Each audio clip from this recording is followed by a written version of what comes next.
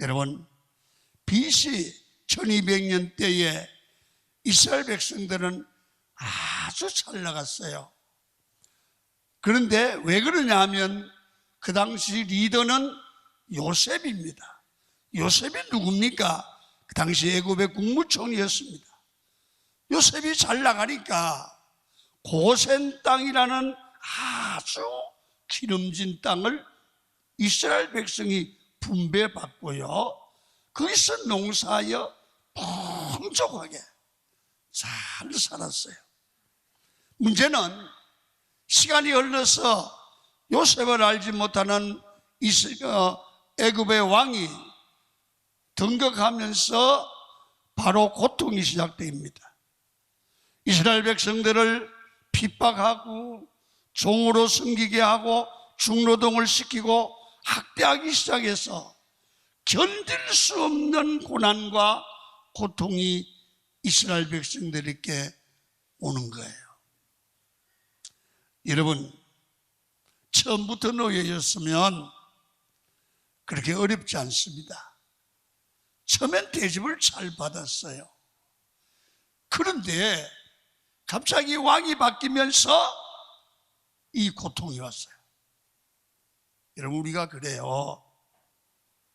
대접을 잘 받다가 갑자기 노예 생활하게 되니까 힘이 되는 것처럼 누구나 높은 곳에 부자로 잘 살다가 갑자기 추락하고 가난해지면 참으로 힘이 듭니다. 여러분, 그런 경험이 있었습니까? 갑자기 추락해 보셨습니까? 부도가 나서 어려움을 당하기도 하고 신앙의 상처를 받기도 하고 갑자기 무슨 병이 오기도 해서 야, 이제 망했구나, 야, 이거 끝났구나, 이런 추락 말이에요. 여러분, 그런 환경이 오더라도 하나님이 답이 되는 말씀을 주시면 그 말씀을 붙들고 기도하고 믿음으로 일어나면 반드시 하나님이 도우셔서 승리하게 되고 새롭게 새 출발하는 역사가 일어날 줄로 믿습니다. 문제는 말씀이에요. 답이에요. 지금 이스라엘 백성들이 그러한 고통에 처해 있습니다. 견딜 수가 없습니다. 자, 한번 성경을 봅니다. 1장 13절입니다. 시작. 이스라엘 자손에게 이를 엄하게 시켜 어려운 노동으로 그들의 생활을 괴롭게 하니 곧 흙이기와 벽돌 굽기와 농사의 여러 가지 일이라. 그 시키는 일이 모두 엄하였더라. 시키는 일이 모두 엄하였더라. 이스라엘 백성들에게 크나큰 고통의 시간이 왔습니다. 하나님께서 자기 백성에게 역사를 주관하시는 전능하신 하나님께서 자기 백성에게 왜 이 큰 고통을 주십니까? 요셉을 통해서 고센 땅에서 편안하게 살게 하시지 왜 그러다가 이 백성을 이 고통 중에 몰아넣습니까? 여러분, 그런 생각 안 해보셨습니까? 그것은 보세요, 우리가 신앙생활에 보면 알아요. 우연이 아니라 하나님이 하시고자 하시는 섭리, 뜻이 있는 줄 믿습니다. 그 고난을 통하여 그 백성에게 더 크고 새로운 일을 이루어 가시는 하나님이십니다. 그렇습니다. 여러분과 저에게도 예기치 않는 고통이 올 수 있습니다. 그때 아이고, 하나님이 나를 버렸나 봐, 그렇게 하시면 안 됩니다. 내게, 주의 백성 된 내게 하나님이 고난을 줄 때는 뜻이 있다. 여러분, 이 고통을 하나님이 어떻게 축복으로 바꿔갈지 나는 모르지만 하나님은 아시고 하나님이 계획하고 있다. 그래서 오늘 이 예수 믿는 사람들은 믿음 없고 세상에 마음대로 사는 사람과 다른 시각을 가져야 됩니다. 고난을 보고 아이고 재수 없어, 왜 나만 왜 이렇게 보는 시각이 아니고 그 고난 속에 포함된 하나님의 섭리를 보시는 눈이 열리기를 축원합니다. 하나님의 뜻을 보란 말이에요. 하나님은 합력하여 선을 이루는 것입니다. 그래서 그렇게 되면 우리의 삶의 태도가 믿음의 태도를 갖게 되죠. 이게 중요해요. 이게 다름이에요. 믿음 없는 사람과 믿음 있는 사람의 다름이라고요. 자, 그러면 성도가 고난 당할 때 거기는 그 고난이 첫 번째 알아야 될 겁니다. 우연이 아니라, 재수 없는 게 아니라 우리는 그게 어떻게 이루어갈지 모르지만 반드시 하나님의 뜻이 있다는 걸 알아야 됩니다. 다시 말하면 그 고난을 통해서 내게 말씀하시는 메시지가 있고 하나님이 나를 부르시는 부르심이 있다는 거예요. 그래서 우리는 고난이 올 때 내 눈으로 내 생각으로 보고 판단하지 말고 하나님의 시각으로 보시면 거기는 반드시 하나님의 부르심이 있습니다. 여러분, 인생이 내 마음대로 안 되고 현실이 불만족스럽고 고통스러울 때는 반드시 물어봐야 됩니다. 지금 고통 속에 하나님의 어떤 섭리, 하나님의 어떤 부르심이 있는가? 내가 아파요. 그러면 어떻게 하면 좋아가 아니라 하나님이 내가 기도하는 나에게 이 병을 주시면 하나님이 어떤 뜻이 있는가? 하나님이 어떤 부르심이 있는가를 기도하며 찾아보시기를 바랍니다. 할렐루야. 왜 이렇게 안 되고 왜 이렇게 삐뚤어지고 고통스럽고 힘이 듭니까? 하나님 어떻게 해야 됩니까? 주의 뜻이 무엇입니까? 그 속에 하나님의 섭리를 찾아 부르짖으면 반드시 하나님께서 우리를 알게 하고 깨닫게 하고 설교를 통해서라도 하나님이 나를 이렇게 하라고 그러신다, 그런 부르심이 보여지고 들려질 줄 믿습니다. 이걸 찾아야 돼요. 이걸. 여러분, 이스라엘 백성들은 여러분 자기들이 살아나갈 길을 알지 못했습니다. 여러분, 고센 땅에서 요셉 때문에 잘 살게 됐어요. 걱정이 하나도 없어요. 근데 그건 자기 나라가 아니잖아요. 하나님께 예배할 백성이 아니잖아요. 자기는 하나님의 백성들이 살아야 될 땅이 있잖아요. 예배해야 될 곳이 있잖아요. 근데 이 사람들은 사는 게 너무 편하니까 신앙은 떠나도 생각하지 않았어요. 그래서 그들은 애굽에서 자기 마음대로 살아가고 편안하게 사는 게 좋았습니다. 그런데 그들에게 고통이 왔습니다. 고통이 오니까 정신이 번쩍 났습니다. 그래서 기도하기 시작합니다. 하나님, 너무 견딜 수가 없습니다. 기도하니까 하나님께서 새로운 길을 여시는 거예요. 고통이 있으니까 기도하고, 기도하니까 하나님이 일하시고 새로운 길을 여는 거예요. 그들이 계속 잘 살고 풍족했으면 애굽을 떠날 생각을 하겠습니까? 정확히 430년 동안이나 살았던 애굽은 그들의 고향과 같습니다. 그들은 애굽에서 떠날 생각을 안 할 건데 갑자기 고통이 온 거예요. 그래서 애굽은 우리가 살 곳이 아니라는 걸 알게 되는 거예요. 그래서 애굽에서 살기 싫어졌고 떠나고 싶었어요. 그래서 기도했어요. 여러분, 편안해서 기도한 게 아니고 기도했기 때문에 출애굽이 가능했고 가나안에 들어가게 되는 거예요. 자, 1장 11절 12절을 읽도록 하시겠습니다. 시작.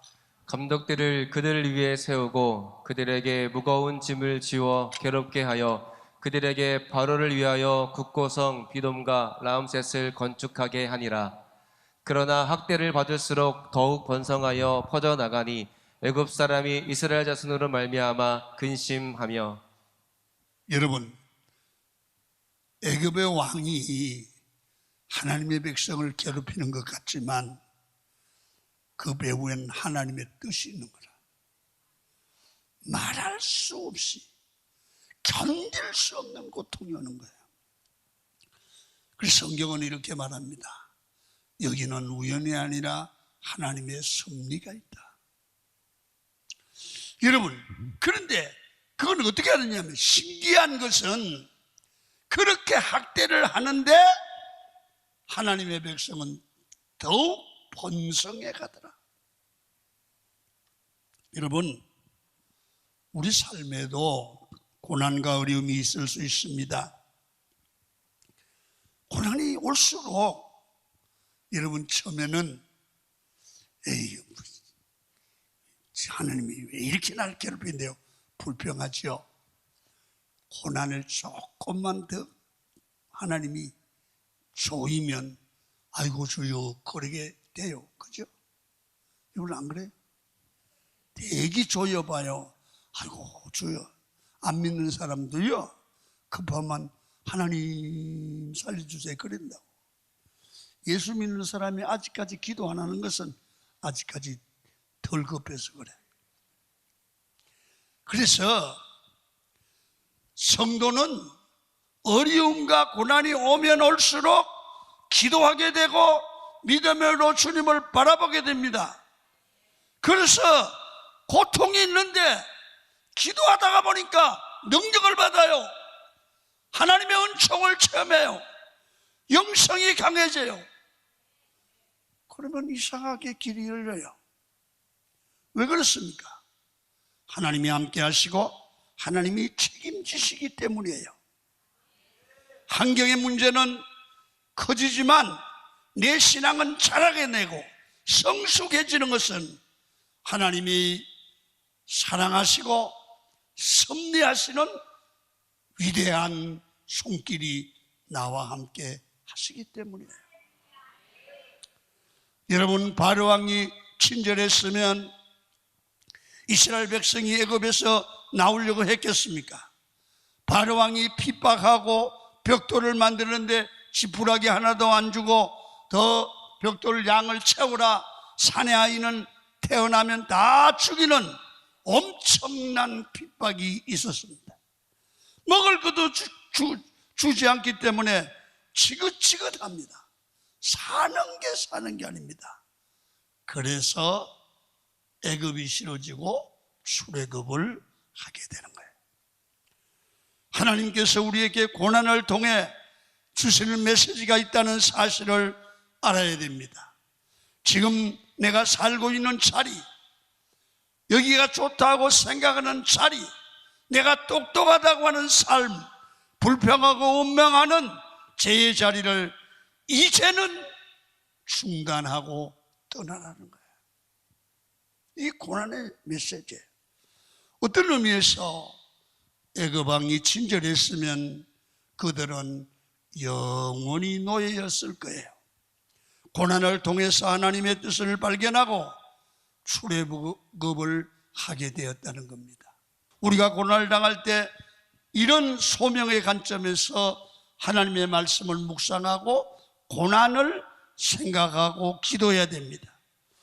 100%는 아니지만은 우리가 극복해야 될 고난도 있겠죠. 그러나 고난을 통해서 내가 있는 현재의 자리, 그것이 실패의 자리든 어떤 자리든 간에 그 자리를 떠나서 하나님의 백성다운 삶을 살게 만들기 위해서 우리를 새로운 길을 열어가시는 거예요.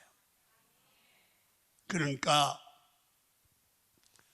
너무 염려하지 말고, 너무 고민하지 말고, 너무 절망하지 말고, 고난이 올 때는 그 문제를 해결할 말씀을 예배 때마다 나오셔서 받으시기를 바랍니다.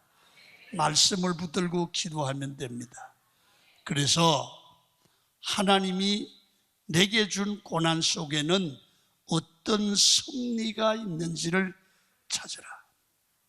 하나님의 부르심이 있다, 메시지가 있다. 두 번째, 삶에 오는 고통은 두말할 것도 없어요. 예수 믿는 사람, 기도하라는 하나님의 뜻이에요. 무조건 고난이 오면, 그게 어떤 고난이든 기도해야 돼요. 기도하면 살고요, 기도하면 안 하면 실패해요. 그래서 우리 삶에 고난을 주시는 것은 고난을 통해서 우리에게 기도하라는 부르심이에요. 잘 들어요. 이스라엘 백성들이 중노동을 하고 고난당할 때 노동만 한 게 아니에요. 처음에는 기도 안 했어요. 근데 어떻게 힘들게 하는지, 그러니까 기도가 나오는 거예요.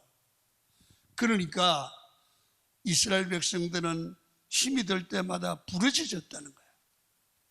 여러분, 성경을 출애굽기 3장 7절을 읽겠습니다. 시작. 여호와께서 이르시되 내가 애굽에 있는 내 백성의 고통을 분명히 보고 그들의 감닥자로 말미암아 부르짖음을 듣고 그 근심을 알고.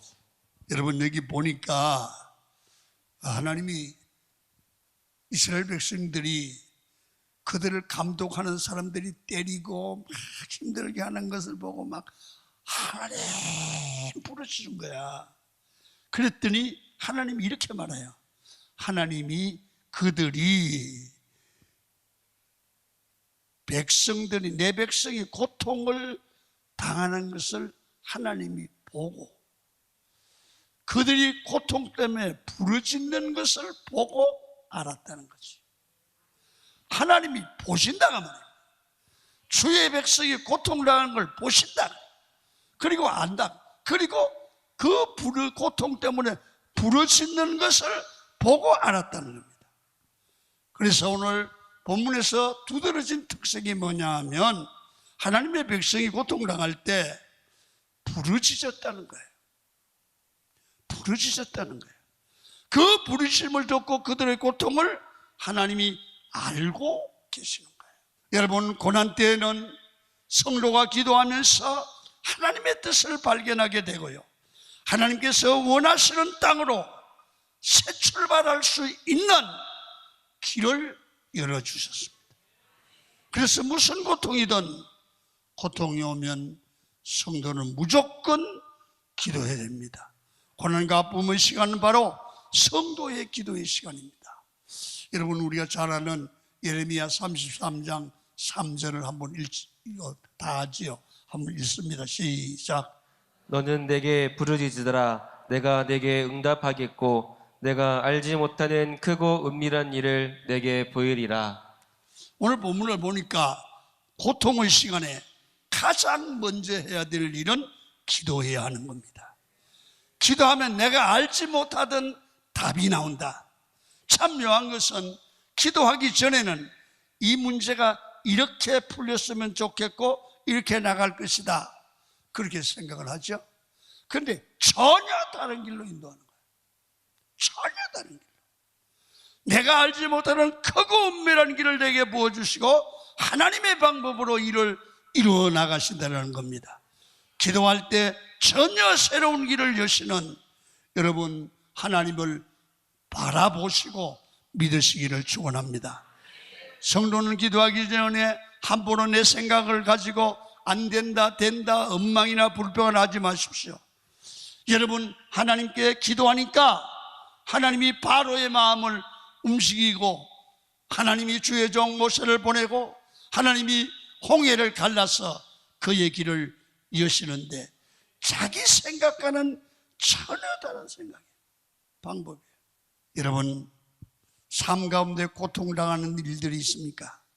불평이나 원망하지 말고 부르짖어 기도하십시오. 전혀 새로운 길이 열리게 되고 반드시 하나님이 도와줄 줄로 믿습니다.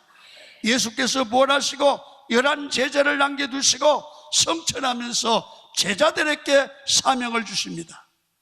마태복음 28장 19절에 너희는 가서 모든 민족을 제자로 삼아 아버지와 아들과 성령의 이름으로 세례를 베푸라. 예수님께서 제자들에게 주신 이 사명이 가능한 겁니까? 여러분, 11명의 예수님의 제자들은, 여러분, 예수님이 십자가에 매달린다고 하니까 도망가다가 여러분 사명을 버리고 오합지졸입니다. 이 사람들이 온 세계에 나가서 세상을 복음으로 뒤집고 모든 민족을 제자로 삼는다가요? 불가능하지요. 그런데 주님은 너희 불가능한 너희 외적 환경을 가능한 환경으로 바꿀 수 있다. 그걸 이렇게 말합니다. 사도행전 1장 8절 봅니다. 시작. 오직 성령이 너희에게 임하시면 너희가 권능을 받고 예루살렘과 온 유대와 사마리아와 땅끝까지 이르러 내 증인이 되리라 하시니라. 아멘. 주님은 너희가 먼저 예루살렘으로 가라. 사명지로 가기 전에 예루살렘으로 가서 성령을 받으라. 저녁 기도하면 성령을 받으리라. 성령을 받으면 너희가 모든 민족을 제자 삼는 예수님의 제자로서의 사역을 감당할 수 있다는 겁니다. 여러분, 우리가 기도의 능력과 성령의 능력을 의지하면 하나님이 능력 주셔서 우리의 주변과 세상을 변화시킬 수 있습니다. 성도 여러분, 우리가 고난을 당할 때 여러분 성령 받고 성령으로 이겨야 됩니다. 여러분, 기도하면 성령 하나님이 나와 함께 계시고 나를 도와주시고 하나님이 일해 주실 줄로 믿습니다. 바울도 빌립보 4장 6절에서 이렇게 고백을 합니다. 아무것도 염려하지 말라. 시작. 아무것도 염려하지 말고 다만 모든 일에 일에 기도와 간구로 너희 구할 것을 감사함으로 하나님께 아뢰라. 어떤 문제라도 기도하면 하나님이 들어주셔서 해결한다는 거예요. 그리고 성경은 말합니다. 추수할 일꾼들을 보내달라고 기도하라. 여러분, 성가대는 성가대원들 가입하라고 그런 광고도 해야 되지만 성가대가 기도하면 성가대원들이 늘어날 줄로 믿습니다. 교사가 부족하면 교사를 보내달라고 기도해야 돼요. 교회가 다른 짓 하면 안 돼. 기도하면 하나님이 보내주실 줄로 믿습니다. 그리고 세상이 어렵습니다. 우리는 우리 힘으로 살아가기 힘듭니다. 성령의 능력을 구합시다. 모두가 어려운 세상을 우리 힘으로 이길 수 없습니다. 생명의 주관자가 하나님이십니다. 하나님의 도움을 받아야 될 줄로 믿습니다. 그래서 이때는 꼭 기억하세요. 기도와 성령이에요. 기도하고 성령 받아야 죄를 이기고 세상을 이기고 시험을 이겨 승리하는 거예요. 그래서 오늘 이 말씀을 들으시고 고난을 당하는 자, 고난이 왔는 자 염려하지 마십시오. 기도하고 성령 받고 성령의 능력으로 이겨 승리할 줄로 믿습니다. 그래서 고난을 당할 때에 우리는 두 가지입니다. 이 고난을 내는 하나님의 부르심이 있다. 나를 어떻게 하라는가? 하나님의 뜻을 발견하자. 두 번째는 하나님이 기도하라고 명하신 거다. 기도하여 성령 받으면 승리할 줄 믿습니다. 그렇게 살기 원하시면 아멘.